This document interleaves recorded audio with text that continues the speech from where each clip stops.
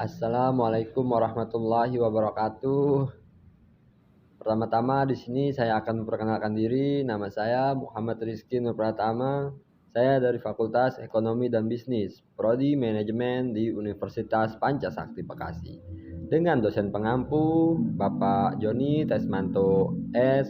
Sos MM.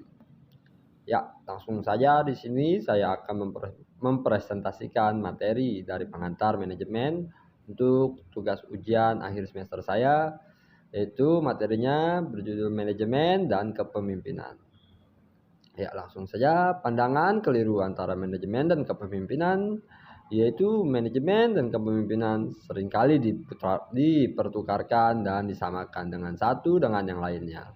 Walaupun keduanya berbeda, seorang pemimpin kadang menjadi seorang manajer, tapi manajer belum bisa menjadi seorang pemimpin. Kepemimpinan dapat ditempatkan sebagai salah satu fungsi manajemen.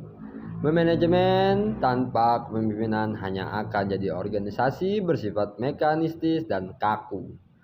Kepemimpinan tanpa manajemen akan menjadi organisasi tidak efektif dan kehilangan arah. Keduanya merupakan satu kesatuan yang saling melengkapi satu sama lain.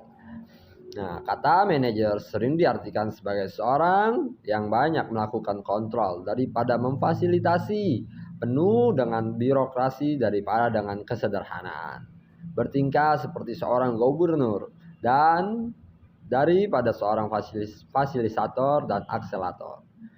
Jack White. Manajemen didefinisikan sebagai pencapai tujuan organisasi dengan cara tindakan yang efektif dan efisien melalui perencanaan, pengorganisasian, pengarahan, dan pengawasan. Fungsi tradisional manajemen: perencanaan, pengorganisasian, pengawasan, dan pengarahan. Nah, kepemimpinan, peran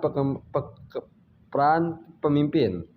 1. Monitor, mencari dan menerima informasi, mengamati dan melaporkan, mempertahankan kontak person. Dan yang kedua, diseminator, menyebarkan informasi dengan anggota organisasi, mengirim memo dan laporan, dan membuat kontak telepon. 3. Spokesperson, memberikan informasi pada pihak luar melalui pidato, melaporkan, dan memo. 4. Figurehead, melakukan tugas seremonial dan simbolik, seperti menandatangani dokumen dan menerima tamu. 5. Pemimpin, mengarahkan dan memotivasi bawahan, melatih dan memberikan bimbingan dan komunikasi. Dan hasil yang diinginkan yaitu manajemen mempertahankan status quo, stabilitas dan keteraturan dan efisiensi. Kepemimpinan menekankan pada perubahan, selalu menentangkan status quo, dan memikirkan kesejahteraan anggota organisasi. Kualitas person pemimpin. Kepemimpinan memiliki kualitas personal halus yang agak sedikit sulit dilihat, tetapi sangat berpengaruh. Kualitas ini termasuk antusiasme, integritas, dan keberanian dan kemanusiaan. Manajemen menciptakan jarak emosional, menuntut kebutuhan sepihak, dan mendasarkan pada kekuatan jabatan. Tugas dan kewajibannya yaitu kepemimpinan lebih menekankan bagaimana mengkomunikasikan visi dan budaya yang dimiliki bersama. Manajer mengelompokkan dan memisahkan orang-orang dengan kemampuan khususnya melalui spesialis.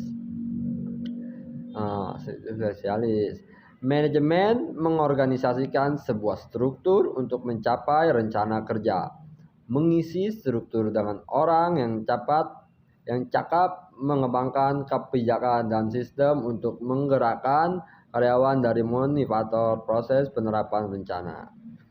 Nah, sini hubungan dan interaksi.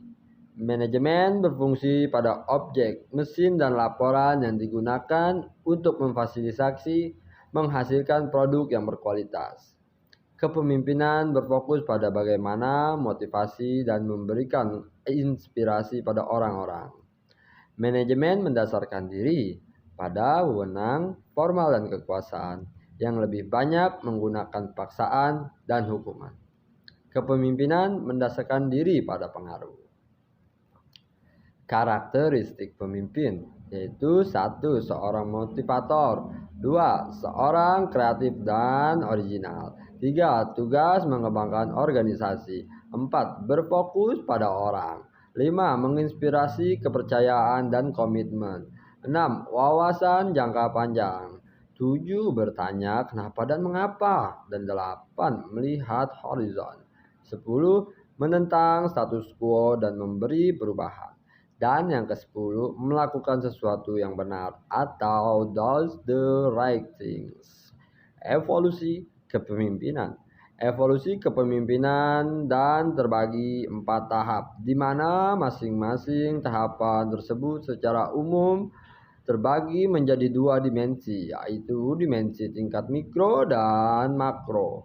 Lingkungan stabil atau chaos atau kacau atau biasa disebut DAF dan Lengel 1998. Tingkatan mikro. Pemimpin menekankan aspek khusus situasi terbatas atau tugas individu. Fokusnya suatu tugas atau seorang individu pada waktu tertentu. Tingkatan makro. Pemimpin lebih berfokus pada keseluruhan organisasi.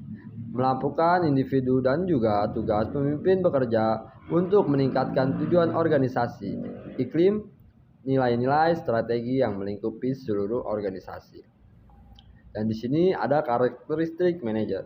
1. Seorang administrator, 2. Seorang peniru, 3. Tugas pemberitahuan organisasi, dan yang keempat berfokus pada sistem dan struktur, dan yang kelima mengandalkan pengawasan, dan yang keenam wawasan jangka pendek, dan yang ketujuh bertanya bagaimana dan kapan, dan 8 melihat bottom line, dan yang ke-10 menerima dan mempertahankan status quo, dan yang ke-10 melakukan melakukan sesuatu dengan benar atau doing things right.